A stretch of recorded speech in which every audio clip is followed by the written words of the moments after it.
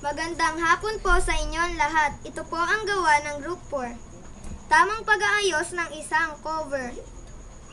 Unahin hawakan ang plato. Ilapag sa mesa na walang ingay. 1 pulgada ang layo mula sa harapang gilid ng mesa.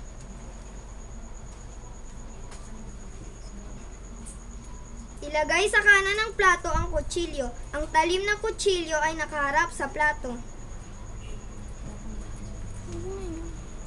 Sunod, ilagay ang kutsara na may 1 pulgada ang layo mula sa kutsilyo. Ilagay ang kutsarita sa tabi ng kutsara ng may 1 pulgada ang layo. Ilapag ang tinidor sa kaliwa ng plato.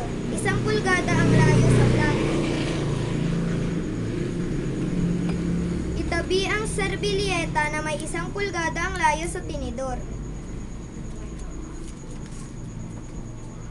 Ilagay ang platito at baso sa taas ng talim ng kutsilyo.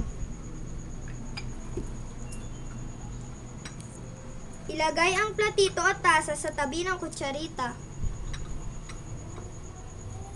Huling ilagay ang lagayan ng palaman sa taas ng tinidor.